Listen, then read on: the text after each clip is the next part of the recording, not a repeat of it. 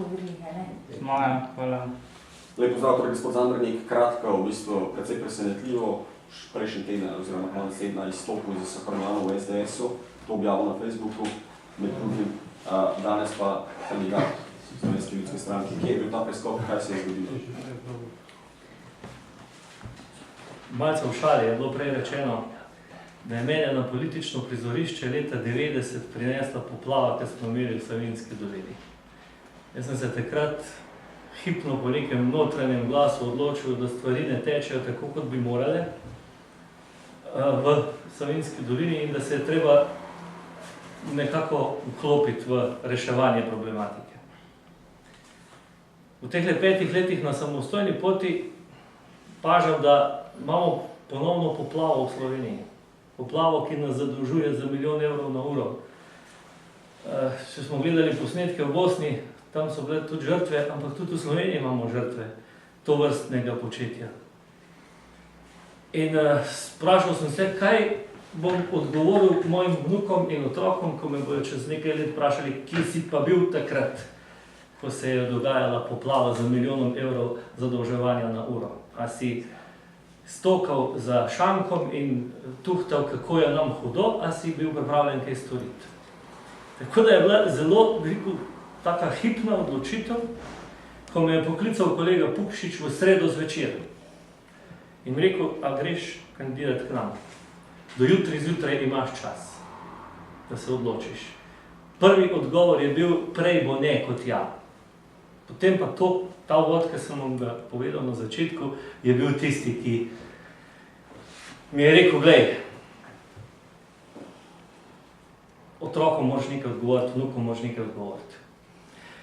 Seveda pomisleki, ki so pri tem tehtanju v tisti noči, ki ni bila preveč prespana, nastajali, kaj bo to povzročilo. Vendar le si 20 let delal, upam, da se bodo z mano strinjali tudi kolegi korektno in kolikor si pač mogel po svojih močeh in pošteno. Zdaj bo pa nekdo delal iz tega zgodbo, pa čeprav sam veš, da ni nobene zgodbe. Ste omenjali, vse sem, a pa glavne stvari sem pojasnil tam, temu ni kaj dosti za dodati. Kot je bila hipna takrat odločitev nekega racionalnega razloga, tudi bilo. Postavil sem pa 2 pogoja. Prvi pogoj je bil, da je članstvo znotraj SLS-a se s tem strinja, ker jaz nočem nobenega komovčati in odrivati. In da gremo fair play igro tudi z mojo bivšo stranko.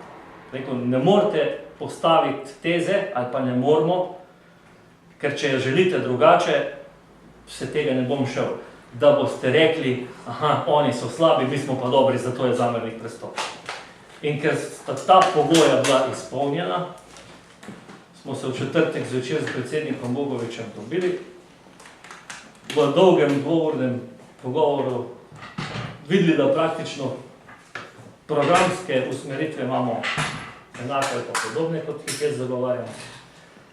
In tako se je to zgodilo. Rekel sem pa, želim pa imeti vikend čas, da tiste ljudi, s katerimi sem delal, korektno, pošteno, sam obvestim. In tako sem naredil dolg seznam ljudi, ki sem jih poklical v lokalnem okolju, pri nekaterih vodi poslanske skupine, recimo tam, kot bil tudi osebno, poslal najprej na stranko SDS in potem so izpolnjeni pogoji, da lahko začnemo z nami. Mi moramo res iti, ampak mi bomo jutri, se gostili tam.